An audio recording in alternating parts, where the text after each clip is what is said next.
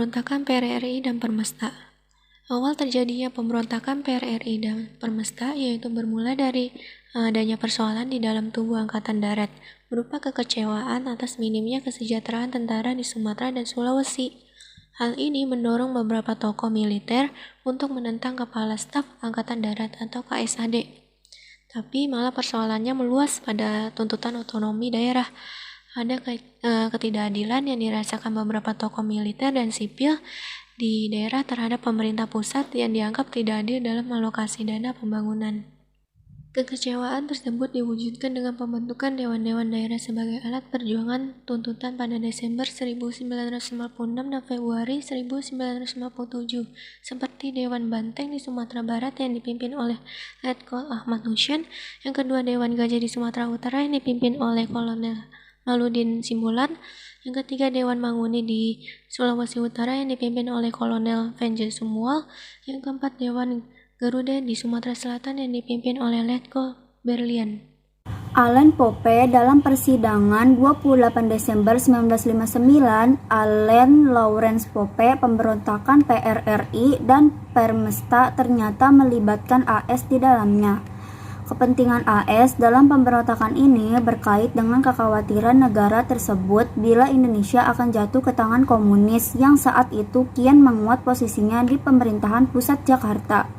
Salah satu bukti keterlibatan AS melalui operasi CIA-nya adalah ketika pesawat yang dikemudikan pilot Allen Lawrence Pope berhasil ditembak jatuh. Ahmad Hussein lalu mengultimatum pemerintahan pusat menuntut agar kabinet Juanda mengundurkan diri dan menyerahkan mandatnya pada presiden.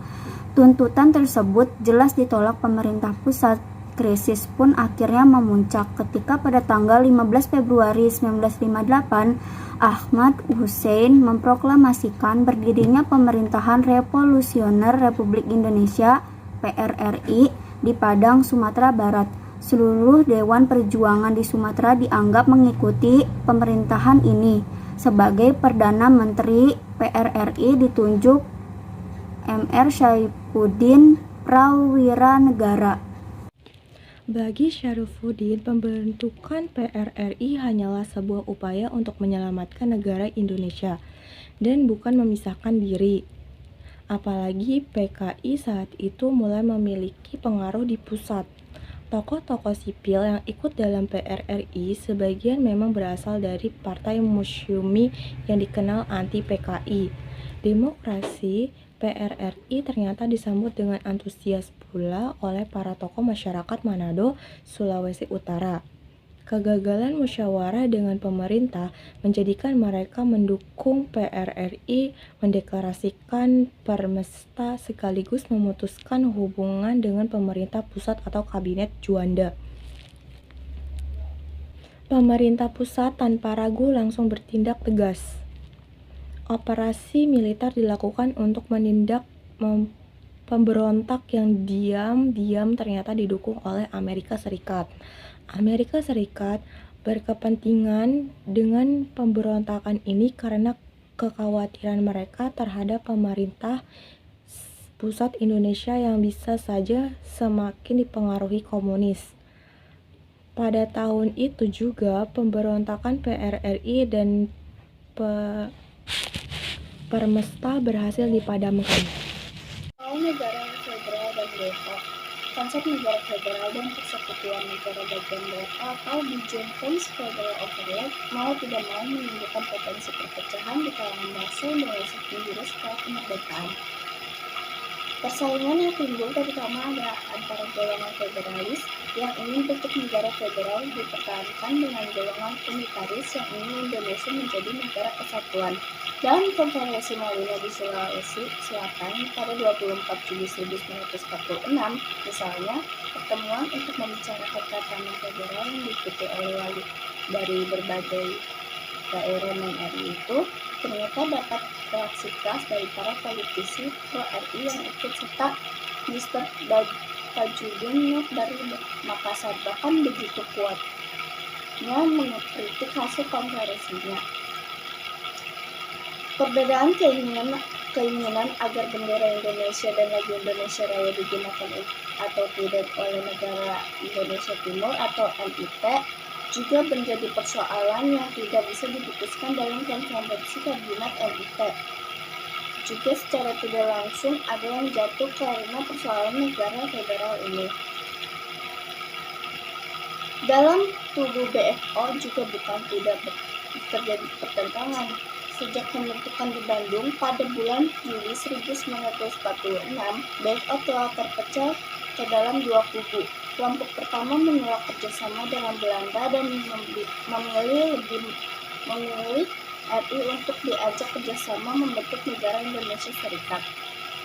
Kelompok ini ingin agar garis kebijakan kerjasama dengan Belanda tetap terlaksanakan BFO. Ketika Belanda melancarkan agresi militer duanya, pertentangan antara dua kubu ini kian sengit. Dalam sidang-sidang BFO selanjutnya kerap terjadi konfrontasi antara anak agung dengan Sultan Hamid II. Kemudian hari Sultan Hamid II ternyata bekerjasama dengan Accra Westerling mempersiapkan pemberontakan terhadap pemerintah Haris. Setelah Konferensi Meja Bundar atau KMB 1949, persaingan antara golongan federalis dan unitaris makin lama makin mengarah pada konflik terbuka di bidang militer. Pembentukan Angkatan Perang Republik Indonesia Serikat, APRIS, telah menimbulkan masalah psikologis. Salah satu ketetapan dalam KMB menyebutkan bahwa inti anggota APRIS diambil dari TNI, sedangkan lainnya diambil dari personel mantan anggota KNIL. TNI sebagai inti APRIS berkeberatan bekerja sama dengan bekas musuhnya, yaitu KNIL. Sebaliknya, anggota KNIL menuntut agar mereka ditetapkan sebagai aparat negara bagian dan mereka menentang masuknya anggota TNI ke negara bagian. Taufik Abdullah dan Abel Lapian, 2012. Kasus APRA, Westerling, dan mantan pasukan KNIL Andi Aziz sebagaimana telah dibahas sebelumnya adalah cermin dari pertentangan ini. Namun, selain pergolakan yang mengarah pada perpecahan, pergolakan bernuansa positif bagi persatuan bangsa juga terjadi.